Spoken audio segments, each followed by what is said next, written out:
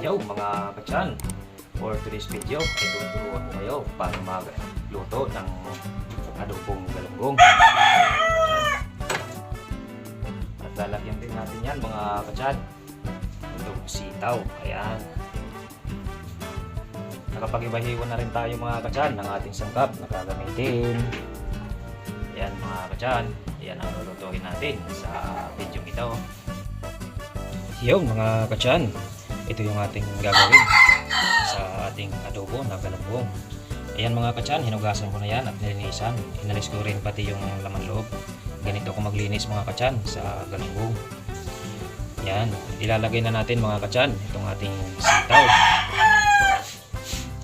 Ibabaw lang natin yung ating sitaw sa ating galunggong na isda. At isunod naman natin mga kachan itong siling panigang.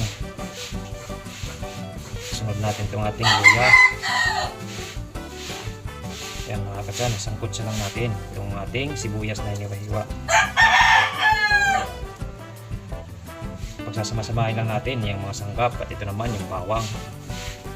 Mga kachan, ganyan lang yan pag luluto ng adobo. Tapos lalagyan natin yan mga kachan ng ating pampalasa. Huwag niyong dadamihan mga kachan, tama-tama lang. Lalagyan na rin natin yan mga kachan itong pamitang durog. Yan. Ganyan lang yun mga kachan. Pag maglalagay tayo ng mga sangkap, dapat nasa ibabaw para pati yung sa ibabaw ay malagyan din ng mga maabot din siya yung lasa kapag kumulo. Ganyan lang yung estilo niyan mga kachan, yung mga sangkap nasa ibabaw para pag kumulo lahat ng mga parts ay malalagyan ng lasa. Yan mga kachan, lagyan na natin yan ng suka. Yan. Tama-tama lang, huwag masyadong marami para hindi maasim yung ating adobo na galunggong. At ito naman mga kachan, isusunod natin yung ating mantika. Yan. Huwag masyadong marami mga kachan, sakto lang din. Inubos ko lang yung tira na kakaunti. Maglalagay na rin tayo dito mga kachan ng tuyo. Yan. Kansahin nyo lang yung tuyo mga kachan, yung hindi maalat. Yan mga kachan, nalagay na natin yung tuyo. Yan mga kachan, oh. Yan. Lalagyan din natin yan ito mga kachan, dahon ng laurel. Yan. Hinugasan ko rin yan, dahon ng laurel bago ilagay. Ayan lang yun mga kachan. Yan, kumpleto na yung ating recipe sa ating adobo galunggong.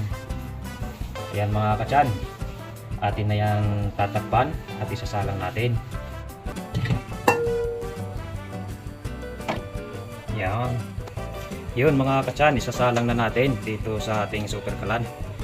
Mga kachan, naubusan tayo ng gas dito sa ating dahil sa ating saingan, kaya ito na lang yung dito na lang tayo magsalang ng ating niluluto sa super kalan.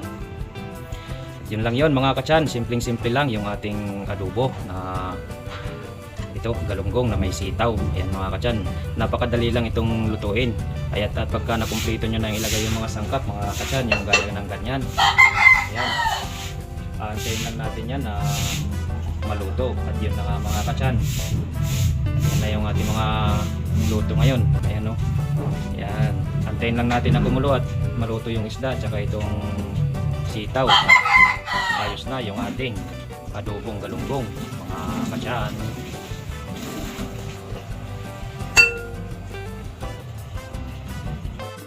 Yun mga kachan, check na natin yung ating niluluto.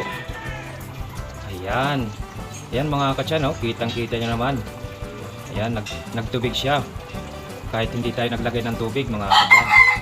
Yan lang yun. Aantayin lang natin yan na medyo matuyo-tuyo mga kachan.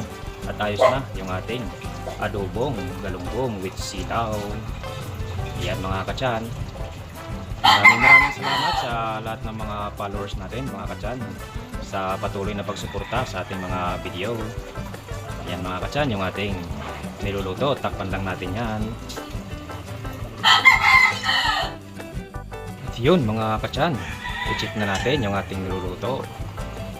Ayan mga kachan, luto na itong ating adobo na may sitaw. Ayan. Yan, naubusan pala tayo ng gas mga kachan. Kaya dito tayo sa ating reserbang super kalan.